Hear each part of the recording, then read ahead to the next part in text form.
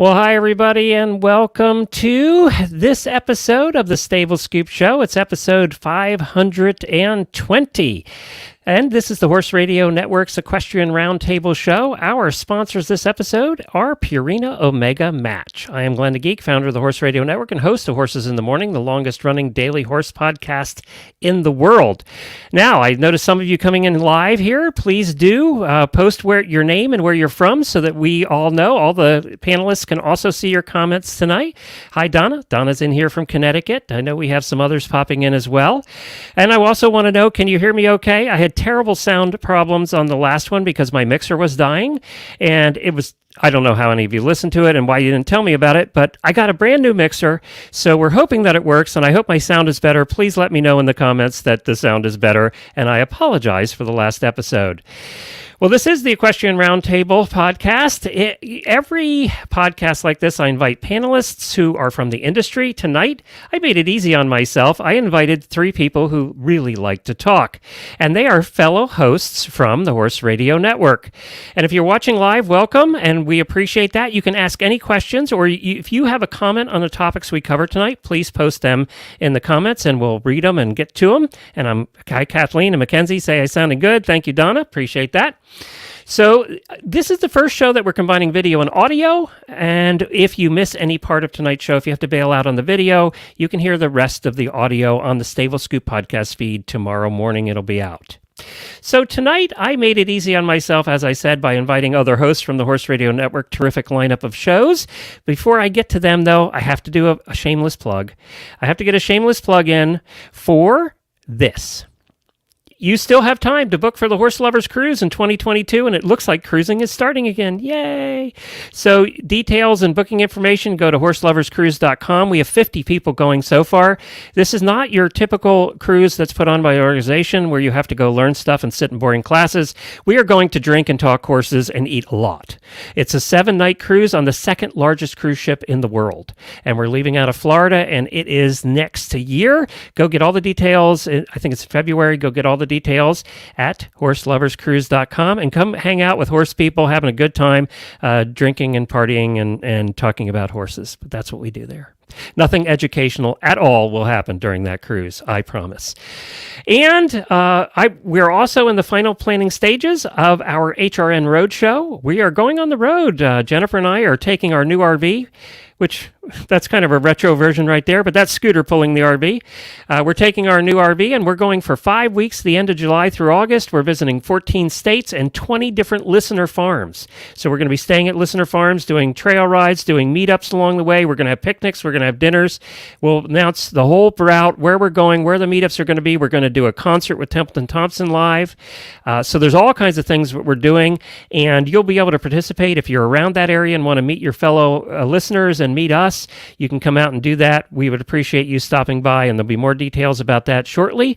And we're excited because we're getting all the details ironed out now, and it looks like vaccines and COVID are going to cooperate. We're going to be able to do this thing. So we're very excited about that. That's enough of the shameless plugs. Let's get to our panelists tonight.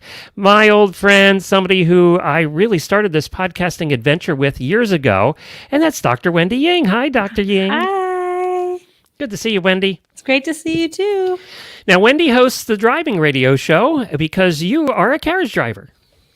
Yes, that's right. I love carriage driving, and I showed in combined driving and pleasure driving, and now I just drive around my neighborhood for fun. And she's being modest about that. She showed to the upper levels in this country of carriage driving and drove a 4 of Irish sport horses. Well, actually, I started out driving Irish sport horses, but my Irish sport horses were huge, and putting harness on 17-hand horses is a pain for when you're a 5'2" Chinese girl. So I thought, God, I can't drive a pair or 4 of these giant horses. And then I actually I have Welsh Cob Arab crosses.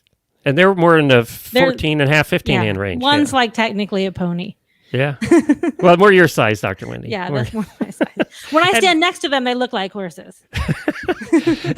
So Dr. Wendy is also a veterinarian, and she is a traditional Chinese medicine practitioner as well, and teaches traditional Chinese medicine for veterinary students here in Florida. All right, let's go to our next panelist is somebody that's brand new. She's like a baby to podcasting, and that's Mandee from the Lead Line podcast. Hi, Mandee. That's me. I can't wait for someone else to be the new kid.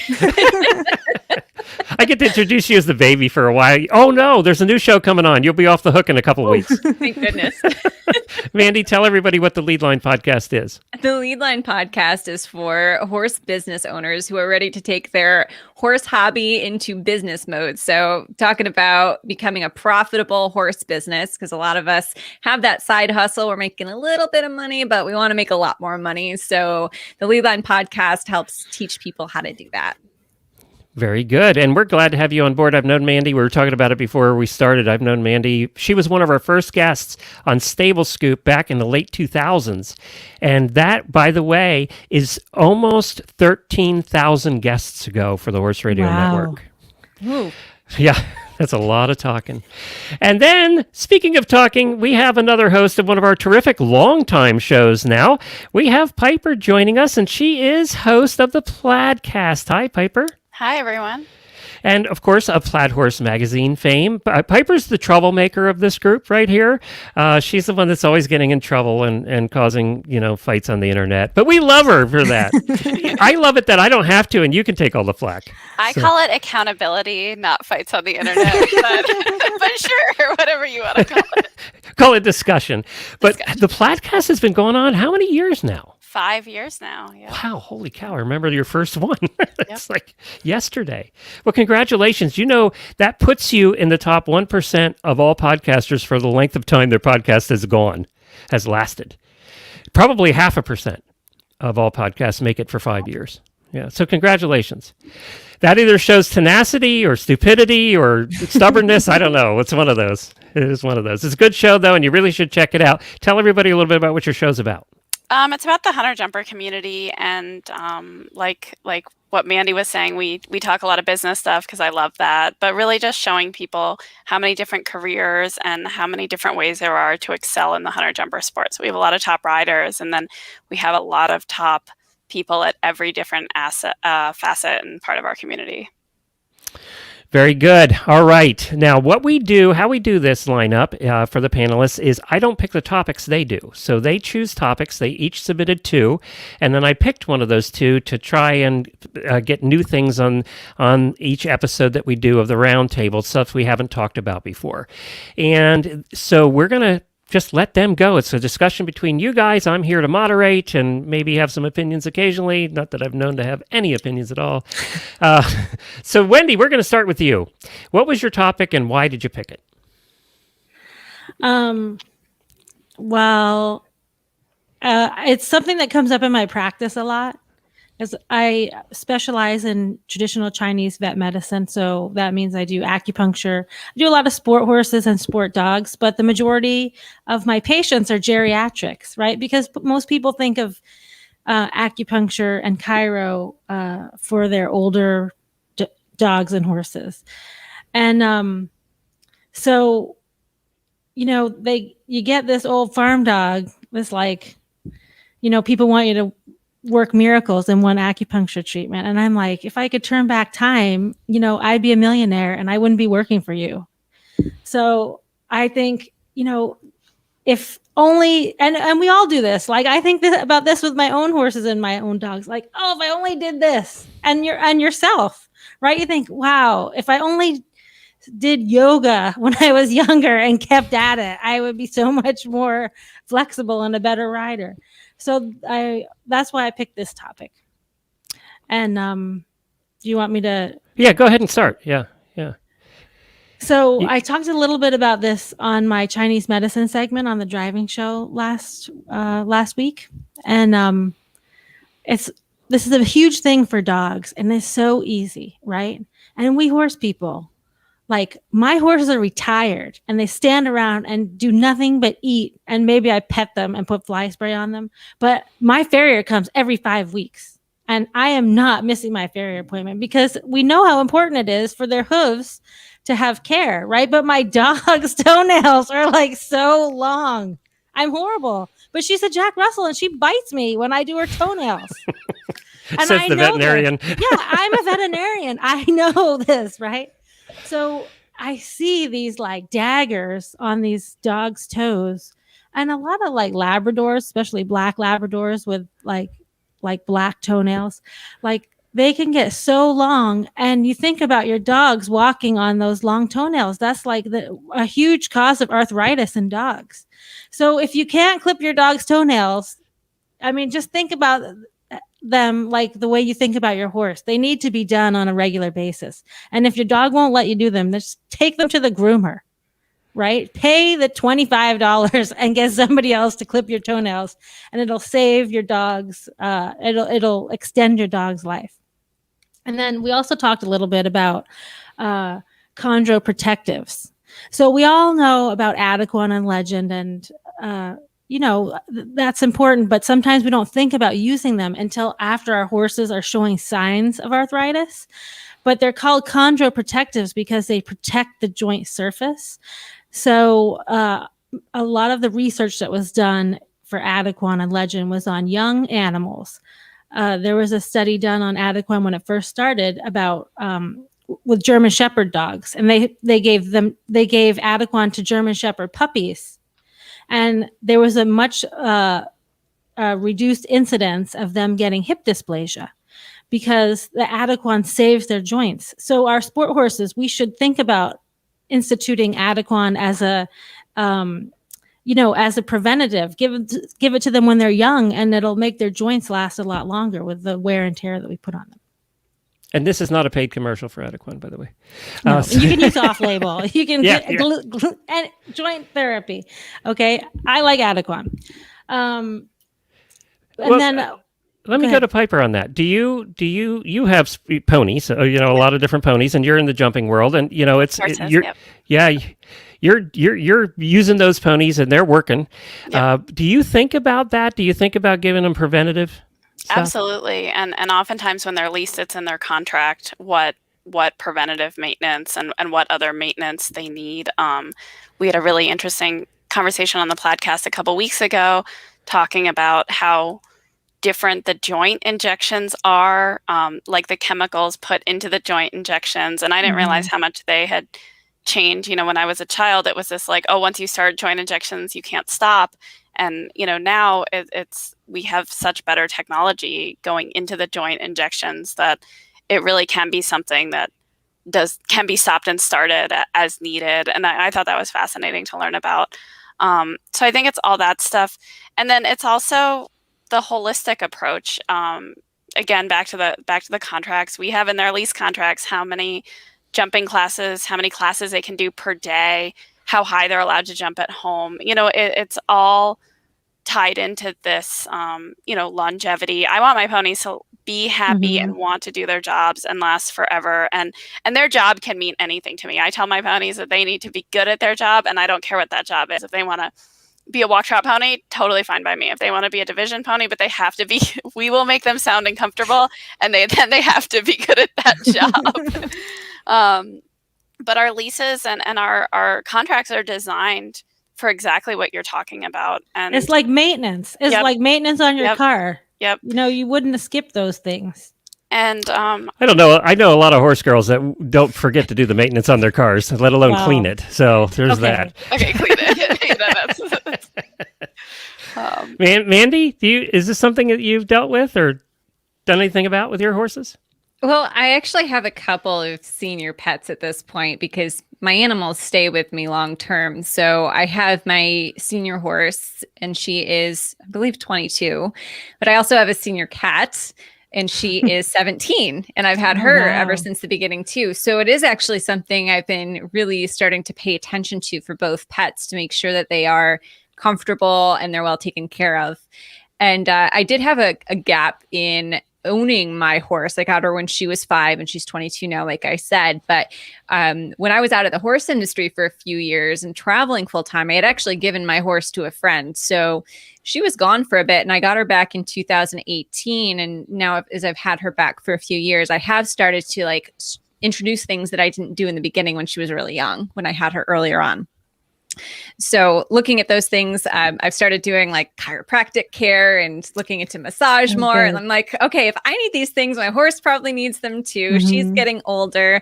And honestly, I'm sure there's a lot more that I could be doing. I'm a single horse owner, like one horse, just one. Same horse for many years. So super faithful to this horse. But I'm sure there's a lot more that I could be doing for her. But it's, there's also not wanting to waste money on a bunch of things that don't work. So I'm trying to like introduce a few things, see where there's improvement, see what else I could introduce without trying to just like blow money on a bunch of supplements without knowing where, she needs them. It's interesting. I think that's great. Oh, sorry. Go ahead, Glenn. No, go ahead, Wendy. I think that's great what you brought up about the supplements because, you read these magazines and you're like, oh, I got to get this, I got to get that. But one of the things that I think is really important, especially with our middle-aged horses, is don't skip screening tests, right? Like, why do we wait till they're shaggy and, laminitic before giving them Pergolide? How about we just, screen them for Cushing's, or like Glenn we all know how he suffered with Lyme disease.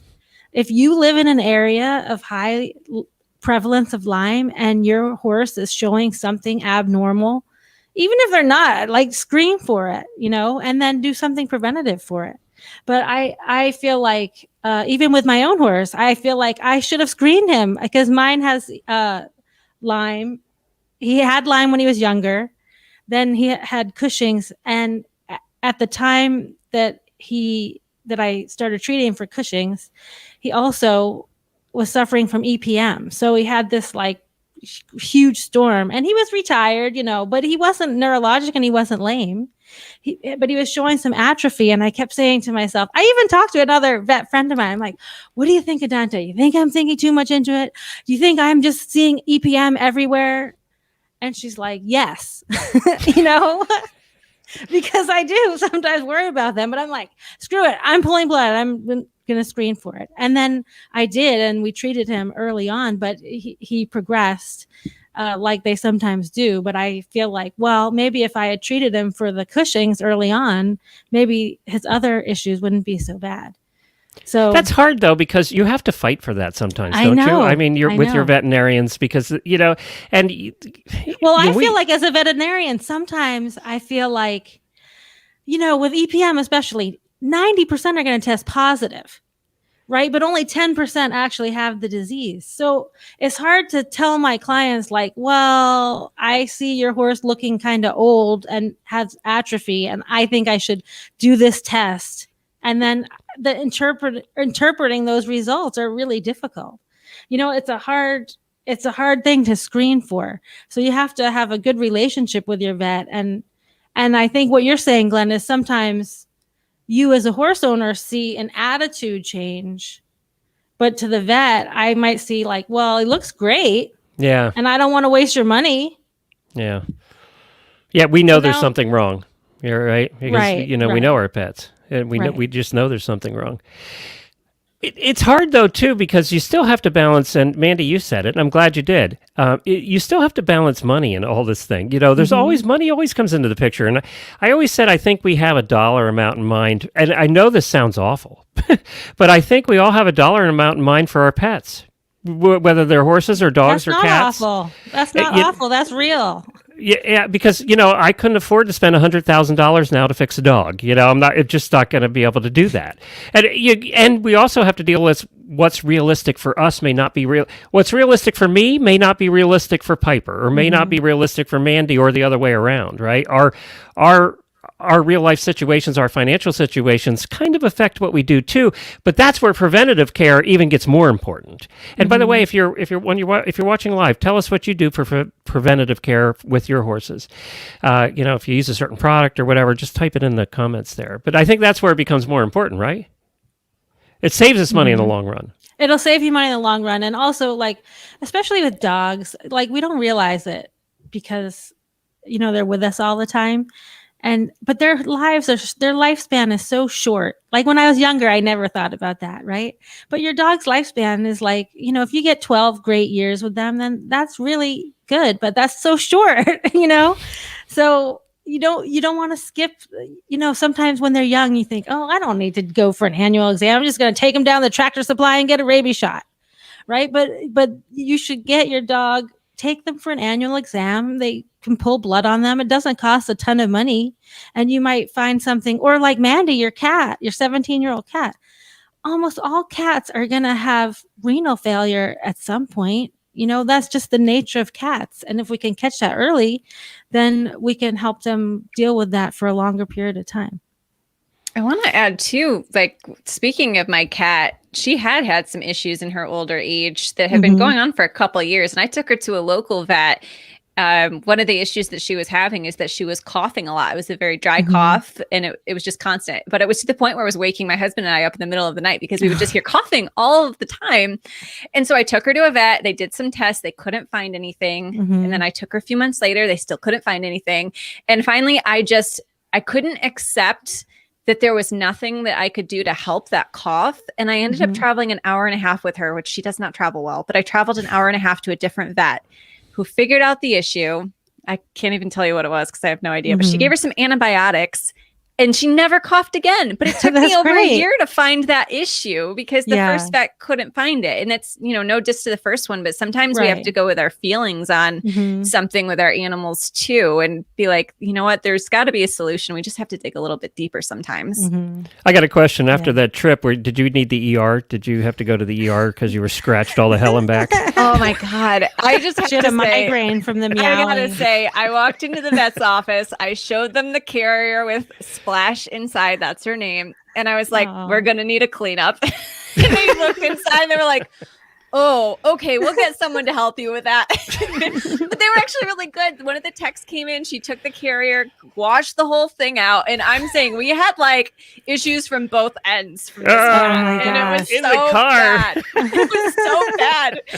And so she doesn't travel well, but that vet is so good. I take my rabbit to that vet too because the local ones don't see rabbits. They're not exotics. But I was so grateful for it. My cat's been doing very well, but she did have issues that needed to get checked that the other one had missed a couple times. So I just really want to take good care of my animals as they get older, especially when we have them for so long. Like I'm going to have a really hard time when I lose her, but she's 17. So I've been like preparing myself for like 3 or 4 years now. I'm like, maybe I'm going to have a while with her yet. Yeah, so I don't want to plan for the worst yet, but. All right. Well, we're going to wrap this topic up. And I see Donna said polyglycans for my 19-year-old for about 7 years now. So that's good great. For you, Donna. That's great. Mackenzie says, I just purchased a 16-year-old mare and has done jumped at the Grand Prix level. Her new job is a major step down. She's been very sound, but I've wondered whether something like equine would help her in the long run. You see that all the time, right, Piper? Where you're bringing them down and they're going to kids and, doing... That's my horse. Yeah, my horse is 14 and he's a major step down from what he used to do. And it's all about maintaining him for as long as we can. And we're very diligent about fitness. He treadmills 5 days a week. He's not a big, work in the ring guy. And we don't, jump high at home. He jumps little frequently, which works for him and doesn't jump over 2 foot unless he's at a horse show. And he does a lot of treadmilling, and fitness has been huge for getting and keeping him sound. Well, I'm glad you brought that up because we didn't talk about that. That's a part of the preventative care too. Is not overuse, right? Yep. I mean, that's... and sometimes I tell people they need a second horse. Like that is the best solution for their horse is to get a second horse because then they can like ride more on the other horse and give the other one a rest. My horse wouldn't stay sound if I wanted to do it all the time, but I'm really busy and I don't practice. So that's why we're matched together. It's perfect.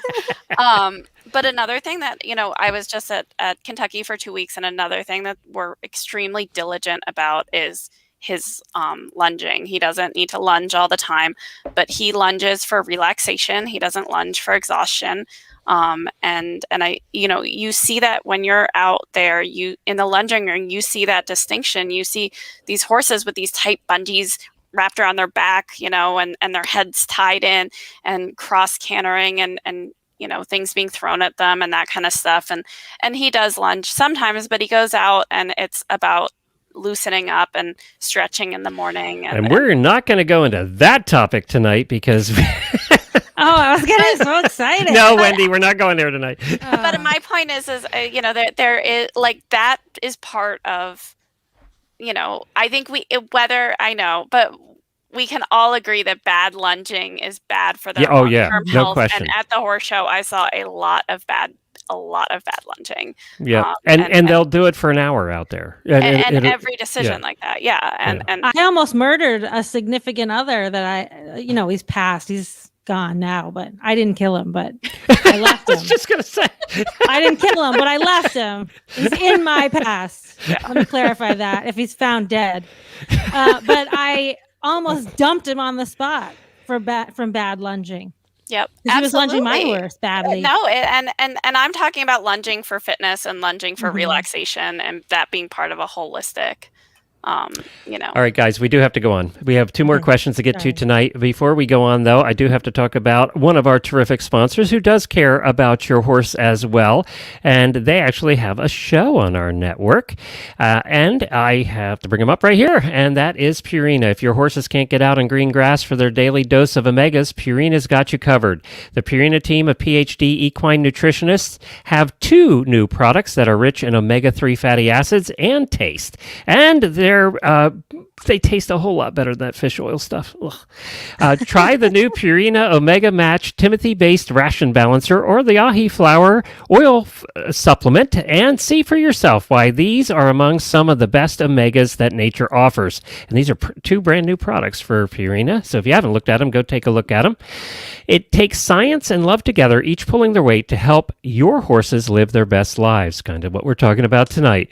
Put our research to the test at purinamills.com/omega match. That's purinamills.com/omega match. And it was so funny when I saw this ad come through because the ahi flower oil is something that Wendy and I have talked about in the past. So there you go. And it's funny, a lot of these things that come from traditional Chinese medicine now are making their way into mainstream companies like Purina, right? And it's because of doctors in Wendy's ancestors from thousands of years ago. Ancient Chinese secret. 18 Chinese people that have brought that to the table. All right, Piper, you're up next. What was your topic? I wanted to talk about kind of destination happiness, and I see people at all levels of this sport, from small schooling shows up to the biggest horse shows. Oh, when I get this horse, when I get this amount of money, when I get this thing, I'll be happy.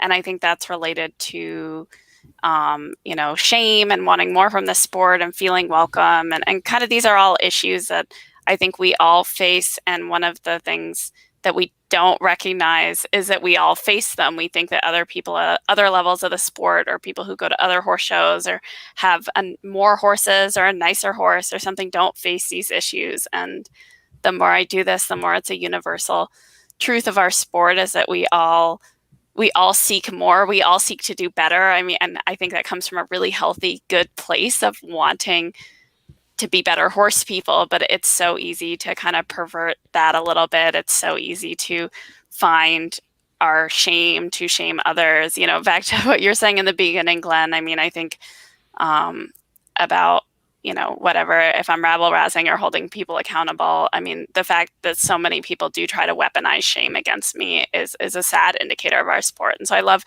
talking about this stuff and how people overcome criticism from the cheap seats, and how we can appreciate our process and our journey with our horses, and be where we are, and where we are, and want to be where we are, and be there and be present with our horses, because that's what this is all about. And the sad part about that is, because of that shame, it doesn't allow you to be as present right now as you should be. Yeah. You should be enjoying this process of getting there, right? Yep. And because of the shame and peer pressure and everything else that happens in the horse world, just by the way, you're describing everything in life right now, not just the horses, right? Yeah. So that's the sad part, is then it takes away some of the enjoyment of right now. Yeah, and I like one of the things I was proud about showing last week was that like I didn't wonder if I like looked fat in my britches at all, or and these are little things, but and they are usually fleeting things, but it's that like we're so conditioned. I have people come to me every week and are like, oh, I wasn't going to start back riding, but your conversations helped me feel welcome back into riding. And to me, that's so sad that like people were limiting themselves from being part of our community because they felt shamed or they felt unwelcomed or they felt like they didn't belong. And I just, I want to say welcome everyone. There's a place for everyone in this community, and no one is looking at your caboose or anything else. and enjoy the horses. Wendy? Well, I grew up riding Hunter, so I understand what you're talking about. And I think part of that comes from, it's just our competitive spirit. Like you're putting a whole bunch of competitive people together, and then sometimes that just gets the best of you. And I see a lot of people coming into driving, and they're like, "Oh my God, this is the most welcoming sport, blah, blah, blah." And the thing is about driving is that we don't have a standard uniform that we have to wear. We can wear any clothes, fabulous hats, whatever. And we have all different size animals, from like minis to giraffes. So I think the more the standard of excellence is the same, the more you get catty. It's just human nature. Like go to a breed show, right? If you really want to see cattiness. Then they're not only are they competing with each other, but they bred those babies out there. So, and I say this as I used to breed. So I know. I've been on both sides. I've been catty and I've been the victim of cattiness. And it is sad. And I think sometimes what we need to realize is that not everybody can handle that the same way. Like I may say, well, whatever, get in line. And there's a ton of people that hate me, get in line. But other people may take it to heart, and you need to think about that before you start being uber competitive. Mandee? I haven't shown in many years, but when I did previously, I have some very vivid recollections of some of the things that were really hard for me when I did compete. And I'm talking back when I first got started in horses, I was probably in my late teens. And I was the kid that drove up with my parents in the beat up pickup truck and the really old horse trailer that my horse hated getting into. She hated that thing. And she just did not want to load. So I would get done. And the shows that I did do, they were just really low key fun shows because those were all that I ever did. But at the end, I would go to load her and she wouldn't load. And I remember being, a teenager, just being super emotional about that because it would end up attracting a crowd. Everyone would have a different opinion about what I needed to be doing to get her in the trailer. Loading. And some of them were genuinely wanting to help, and others were just well, you're doing it wrong. And I just remember having several experiences like that with trying to load my horse where I ended up in tears as a teenager because I was so stressed out by it. And it resulted in me not having the patience with my horse that I needed to have because I was so stressed out by the audience that I wasn't just I got it, guys. And we took the time that we needed. So I felt so pressured just to get her on that trailer because everyone else thought I was doing it wrong. And it was tough. It was a lot to overcome in my younger days as a rider because I always would get so worried about it. And, it's something I still deal with once in a while in terms of just not worrying about my methods maybe being a little different than what someone else might do it, in that way or in a different way. So I've had to just be very confident and comfortable in this is what I'm doing. This is the best I know how. And I'm willing to learn and grow, but I don't always need someone looking over my shoulder being this is how it has to happen. So I don't want to stress my horse out, I think age helps us with that too. I think the older we get, the more we learn to appreciate today, and we not that we don't strive for tomorrow, but we accept the fact that I can appreciate today a little bit more before tomorrow comes. And I think you actually need age for that to happen. I don't know that you see that when you're in your teens for sure. You don't see that. No. You just always want Yeah. tomorrow, right? And then even when you're in your 20s, you're in the same boat. But when you get into your 30s and then up beyond that, we're realizing we have less time left and we better enjoy the days that are here. I think that's one of my biggest regrets is not enjoying the times that I had when I was always striving to do the next thing. And as I said, right, Piper, that's life in general. That's not just horses. That's your business. That's your personal life. Everything's greener, right? It's always greener on the other side. At least my pony thinks so. He really thinks it's greener on the other side because he's in a dry lot. So he really does think it's greener. But I don't know that I think there are very few 20-somethings or even 30-somethings. I think there are very few that really enjoy the moments. And yeah, you try and be better, but enjoy the moments as they happen. That's tough. Boy, that's a tough one. And I think it's this. I think it's this sense of who to listen to, and I definitely listened to everyone in my 20s. And I'm trying to be just more discerning on like whose opinion do I actually care about? Would I ask that person for their opinion? And if the answer is no, why do I care if their opinion's positive or negative? You talk about soapboxes. That's one of the biggest soapboxes in the jumping world, and in a lot in the Western world too, is your trainer is your trainer, and you only listen to your trainer, and you don't go out and do clinics, and you don't do anything else. That bugs the hell out of me because I don't think you're not learning all that's out there. And there, your trainer might have a way, and you might fit with that way, although there may be this other idea that's a little better too for you, but you'll never learn about it, because you're not allowed to. And I think there are some disciplines that it's very, like with eventing and some of the other disciplines, I do think it's easier. They go to clinics, they learn from other people, because they're learning so many different sports and stuff.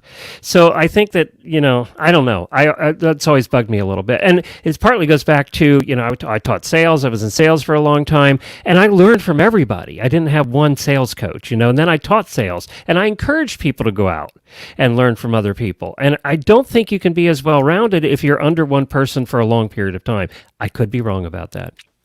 I mean, that is definitely how I grew up, but I want to give a shout out and say that I train with multiple people all over the country and sometimes ship my horse back and forth between them, and they all communicate with each other and they all work together and they are all awesome and they all put the horse first and me second. And, and it can be done without drama. And I think we're seeing it more and more. And I think people are being more and more mature, and people's lives are complicated, and trainers are getting more realistic about that. I think that, not to say the client that's just completely under your thumb doesn't exist still in the hunter jumper market, but it's definitely not pervasive like it used to be. So I want to give us a shout out for making progress in that front, because do you think that social media and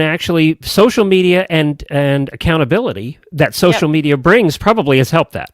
Yep. And I think that people just have different, like if I really want to go to this horse show and it doesn't work for Mandee, my trainer's business and their business model to drop everything and go with one client to a horse show, I think it's more acceptable that you say, hey, this is a really big goal for me.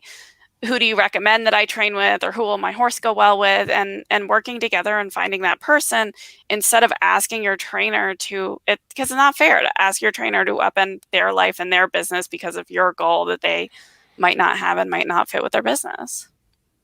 Mandee, you deal with this on the business side. You help in equestrian businesses. Is there a correlation to what we're talking about? Yeah, I think a little bit. To circle back just slightly, I think like Piper was saying, a lot of it with the horse specifically comes down to what's right for the horse. And then when you take that over to the business side of things, is it right for your business? Is it a good fit? And it's okay to sit back and say, really actually like look at it from full circle. Like, is this a good fit for me? Is this person a good fit? Is this client a good fit? Is this horse a good fit? And take that pressure off of having to make everything work if it's just not going to work. Well, and that's that peer pressure we're getting back to from a little while ago, right? Yeah, Same exactly. kind of thing. All right, very good. Any other comments on this one? I just want to say, from the business side of things, every one person that does not feel welcome in our sport, not only do they not get what we all get out of horses and the joy and the love and the value, but also on the business side of things, every one person that doesn't feel welcome in our sport is not buying a helmet and not buying a show shirt and not buying breeches and tall boots. And this is the issue of inclusion is so much larger than petty comments. It is a business issue. It is a sport issue. It is a longevity issue for horses in North America. Anything you can do to make anyone feel included, please, I implore you, step up to the plate and make someone else feel included in our industry. It is the biggest single problem, and we've talked to almost every association that's out there that has horses, whether it's breed or otherwise, over the shows over the years, and every single one has said, we're losing members, we're shrinking, we're not growing. Every single one. And, there's a lot of factors in that, kids not getting exposed to horses. There's all those things we've talked about 1,000 times. But also, the ones who do try to get in, that get that negativity and then just bail. I mean, there's also a reason, we're talking about the competitive side. 80% of our listeners are backyard horse owners like us who have their horses in the backyard and don't compete. And we also try, I think one thing we've done really well at the Horse Radio Network is try to have them feel included like they're in a community now. Whereas, when you just own your horse and it's in your backyard, you can feel very isolated and left out like you're the only horse owner in the world, right? But I think that's one good thing that the shows have done over the years is bring that group in and really give them a family and a home.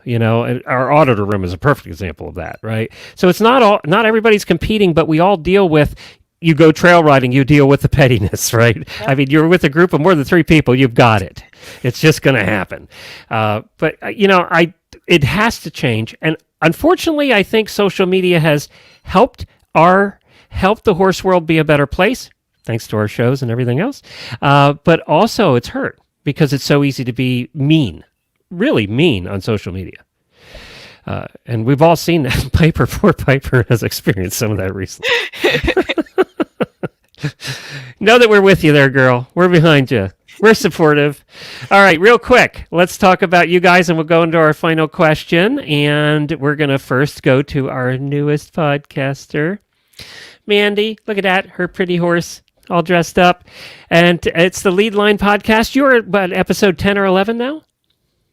Not quite. Episode 8. 8. I was close. 8's coming out next week, so you're close. Well, you are the one that told me to go bi-weekly, Glenn. So it would have been past episode 11 if I was doing every week. So tell us about your show. What have you found? What have you learned by doing this new podcast? Well, I have learned that number one, podcasting is a lot of work, but I also really, really love it. And getting to talk to people that are in the horse industry and they've worked really hard to get where they are, hearing their stories and what they've accomplished and where they came from is just so inspirational. And I can't keep up. I've got so many great guests that have been lined up, so many people asking to be on the podcast. I'm like, wow, there's some really awesome entrepreneurs out there. So I've been having a really good time so far. And you can find it, just search for the Lead Line podcast on any podcast player and it'll show up. It's also on our Horse Radio Network homepage and on our app as well. It's also in our Horse Radio Network All Shows feed. If you search any podcast player, search for Horse Radio Network, you'll see the All Shows feed. And that's every episode of every show that's put out. And you will see a lot of them in there. So I'm warning you because we put out a lot of episodes every week. All right, the Plaidcast. So you have been doing this for so long. What has surprised you, Piper, about doing a podcast? I'm actually surprised lately by how much I like it and how much I'm having fun doing it. I really wanted a hunter jumper podcast and I wanted someone else to do it. And I was a huge podcaster I started listening to podcasts in 2006 and I kept being like, where's my hunter jumper podcast? Where's my hunter jumper podcast? And I asked. I apologize. I didn't help you out with that either. Yeah. I asked everyone under the sun to do it for me. And finally 2016. So I've been asking for this for 10 years, finally I'm like, fine, I'll do it. And then I remember us having a conversation about this very thing, and I said, Piper, you should just do it. Yes. And I was like, oh my God. And it scared me in the beginning. And I felt a lot of pressure, and we were on with like a lot of famous people that I've looked up to my whole life. And it took me a while to really come out of my shell and enjoy it and make it what I want it to be. And I think that's the best part right now is I have a blast. I look forward to doing it. I have a blast when it comes out. I have so many people come up to me all the time and tell me about other stuff. And it's also interesting that it's like the podcast has been so popular that it permeates like other parts of my family and my life, which is fascinating. So like my husband will like run into people that'll be like, oh my God, you know Piper Klemm? And he's like, I'm married to her. Because like, you know, one of his friends, like their girlfriend rides, or, you know, something like that. Or my parents will run into people. And so it's been fun to like actually have it in the wild come circle back and come home a little bit. And I think that's one of, you know, meeting because the listeners. The thing about Piper is she's not naturally an extrovert like I am. So, you know, and that's hard. You know, there are a lot of podcasters that are very famous that are introverts. And the microphone is when they can perform, right? That's their performance time, and they could become an extrovert on the microphone. But away from it, I'm even that a little bit. I have to work hard sometimes when I'm at shows and stuff to be Glenn the Geek. There are times, and Wendy knows this, there are times I just don't want to be. You know, I just don't want to be. You know, I just want to hide in a corner. So I think that we all have a little bit of that. But you've done a great job with this show and keeping it going and making it a voice of Hunter Jumper World. You know, it really has, because you made that podcast you were hoping for so long. Yes, and I'm having fun with it. Good for you. All right, Dr. Wendy, we've been doing this show for 9-10 years now, I think. Yeah. No, we started in 10 years. It was 2011. Oh yeah, we started in 2011. You're right. Yeah, that's right. Yeah, because we were still in Kentucky. So why do you still do it? You're not a competitive carriage driver, because you force me. I try to quit and you won't let me leave. No, I'm just kidding. I love it. It's super fun. You know, in the beginning, we did it every week, and that was really difficult because I do the Chinese medicine segment, and I do put a lot of work into planning that, because sometimes I know this is hard to believe, but sometimes I just go on and on and on, and I can't stop talking, and I don't get all the stuff I wanted to say in this block. So I have to focus myself to like figure out what I want to say in that amount of time and not go rambling on. So I like this once a month. It's much easier for me because I can then really focus. It is hard. It's hard doing a weekly show. Oh, says the guy who does a daily show. Yeah, but you don't have to prepare. You just wing it. Oh, yeah. There's no preparation at all for an hour and a half, 5 days a week. I know, I'm just kidding. But you're a workaholic. But I think that sometimes people don't realize that it does take a lot of work. There's a lot of behind the scenes.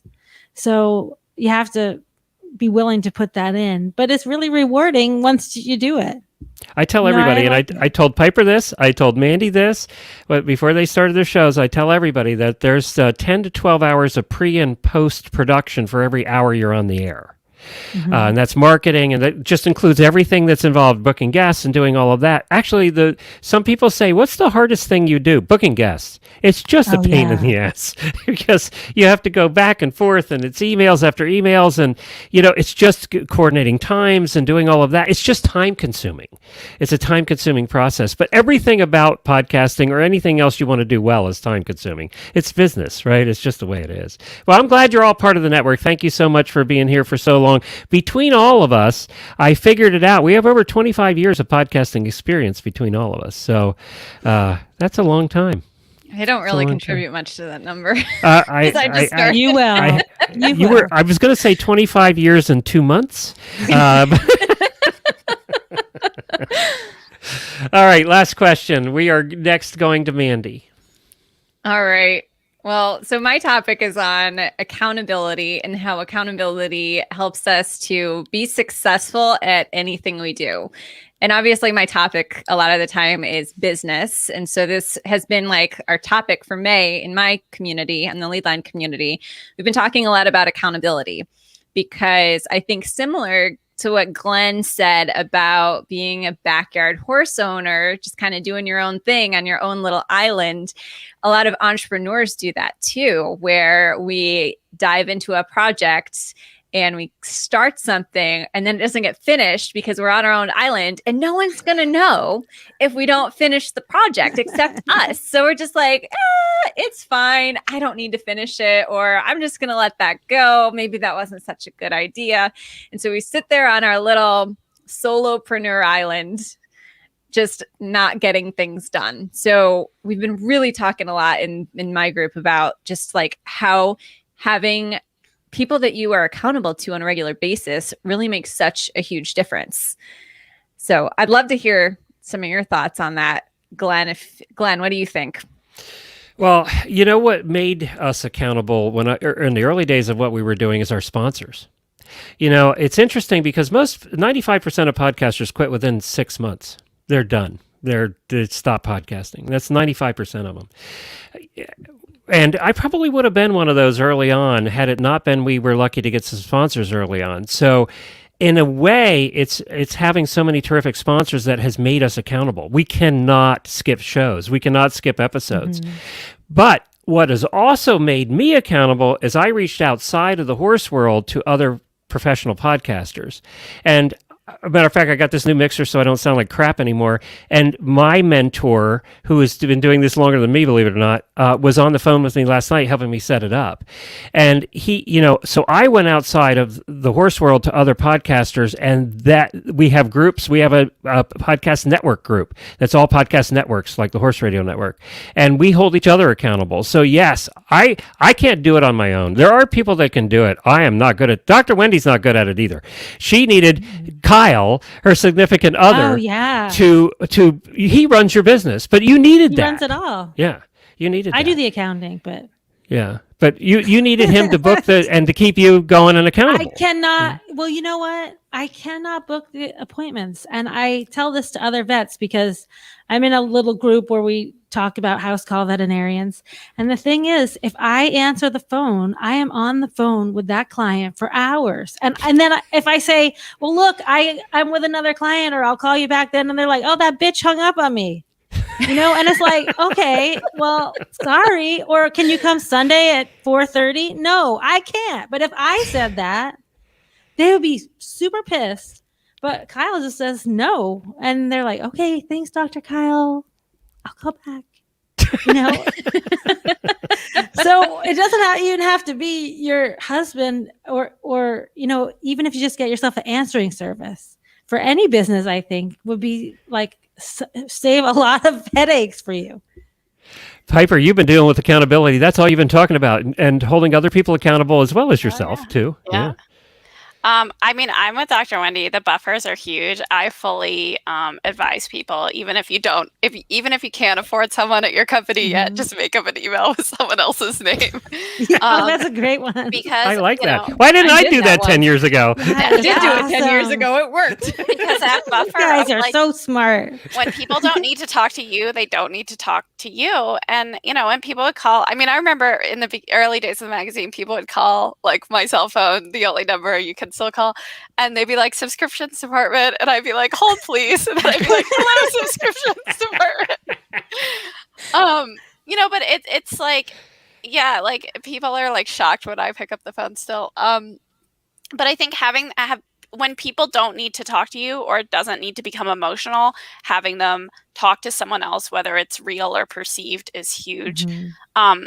I found personally, I have a huge issue with log jams, I call it. So if I get like an email that I don't want to deal with because of whatever, because I know I should do something, or it's a bottleneck of something, or there's shame there that I didn't do it perfectly, or, like whatever that is, then the email avalanche will start, because I'll be like, oh, I don't want to look at that. And then the email avalanche will start. So I actually have a college student who comes in once a day for an hour a day, 5 hours a week total. and she is not a horse person. None of these names mean anything to her. And she's like, okay, what are we doing about this one? Or what are we replying to this person? And just make sure that like nothing gets misfiled. And like, I'm not the most organized person. So it's that everyone gets replied to, and really just preventing these log jams. And, you know, because I'll see someone like famous sometimes and like seize up oh my God, I have to craft the perfect response, you know, otherwise, you know, this Olympic gold medalist will judge me. And then I like paralyze, and then it wastes so much time. But by having someone else who's not emotional come through and bust all, because everything's emotional when it's your business. Like, because again, like you all, you're treating the horse and doing the accounting and billing them and you know, selling them and, you know, taking responsibility if maybe that treatment didn't work and you're still billing them for it. I mean, it's how business works. It's you doing your best, but also it doesn't feel good. So it's dealing with all those emotions. Yeah, so I am completely by nature just feral, which like works in my favor because it means that I can like, I will get in the car right now and drive to Florida. Like, I don't care. I don't need any planning. I don't need any organization. Like, that doesn't bother me at all. My husband has this thing called a routine, and he's been trying to sell me on it for like 14 years. And he's like, you know, people don't need to put like brush your teeth on your to-do list because they do it at the same time every day. So they don't even need to put it on a list. So I got a little into this during the pandemic because I stopped going places and doing things. And, you know, just by habit, like by being around him all the time, because you can set your clock by him. Like you can be like, oh my God, he's brushing his teeth. Like, I know what time it is. Sheldon from Big Bang Theory is coming into my head. Yeah. And so I kind of got into it in the pandemic. And then I was like, oh my God, I have all this anxiety to travel.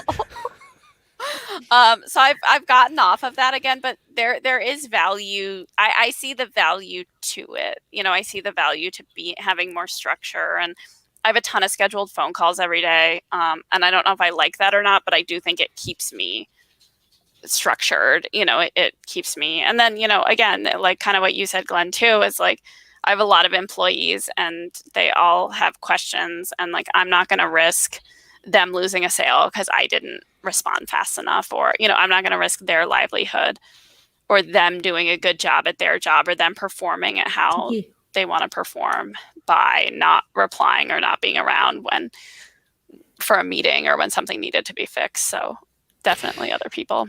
One of my biggest mistakes early on was I'm obsessive, and this comes from being in sales. I'm obsessive over making sure I answer emails right away. So I have emails open all day. And the problem with that is then when I don't, people expect me to answer emails right away. So that I've created that expectation that I wish I hadn't created early on.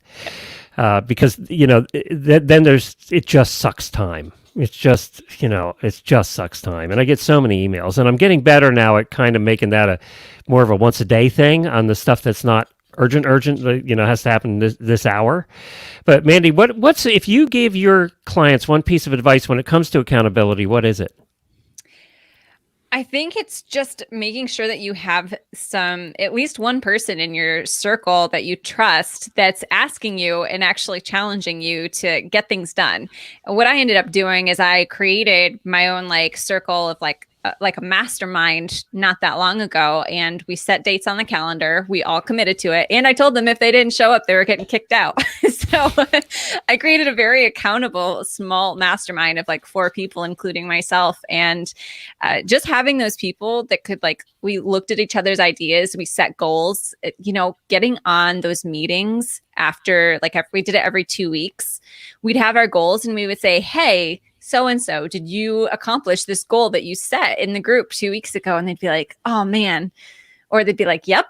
Because there's something about not wanting to tell someone that you didn't accomplish something that you told them you were going to do that makes you think twice about not doing it. So I think that really makes a big difference, is just having someone that you check in with, or at least just say, hey, I'm going to do this. Check in with me in 2 weeks and see if I actually did it.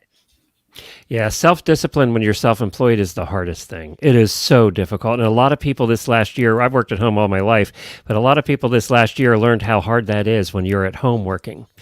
You really have to have self-discipline. It's yet if you figure that out, it's kind of nice to be home and, I can go outside and do whatever I want when I want. You still have to get the work done, but you get to choose which hours you get the work done. And that is kind of nice, but boy, it is. And then the other thing happens. Then you go, once you've figured out that kind of self-discipline piece like you're talking about, Mandee, then you end up working too much. And then that's the point where I was at, even last year when I got sick. And that's why we're kind of changing how we do things here. So I actually work less. And that's the other side of working for yourself is you end up working 150 hours a week. Whereas if you were working for somebody else, you'd maybe only work 40 or 50. So, and it's constantly there. And working at home, the business is constantly there, isn't it? It's always there. You don't get away from it. I can't walk out of the office into the living room and get away from it because it's just there, right? Well, boundaries, it's a whole other topic, which I won't get into. But we won't get into that tonight. All right, good. You guys were great. Thank you so much for doing this. Really appreciate it. Of course, you can find Piper over at the Plaidcast. You can find Mandee at the Lead Line Podcast and Dr. Wendy Yang at the Driving Radio Show. You can find me at Horses in the Morning 5 days a week. For the last 10 years. We're at almost episode, get this, guys, 3,000. It's amazing. I think that puts us in the top, like 100% of the longest running podcasts out there, for sure. But you can find the rest of this. If you didn't get to hear a whole thing tonight, you can go to Stable Scoop on your podcast player and hear the audio version, or we'll just leave up the videos too. You can watch the whole video thing out there as well. I need you guys to hold on because I do have a question for you after. But we'd love to hear your topics. If you have a topic or a group of guests, a panelist that you want me to get on, just email me at glenn@horseradionetwork.com. I'd be happy to try and arrange that. Not like the early days in podcasting when nobody would talk to us. Now everybody really wants to talk to us. So we can probably get it set up. So if you have a topic or a group of panelists that you would like to see on, then just let me know. And thank you to Pat and to Kathleen and to Ellen and everybody else, Mackenzie and Donna, everybody else that was chiming in tonight, Mary, and a bunch of others. So thank you all for posting there. We really appreciate that too. Guys, you have a terrific night, and thank you for being part of the Horse Radio Network. We love working with you all.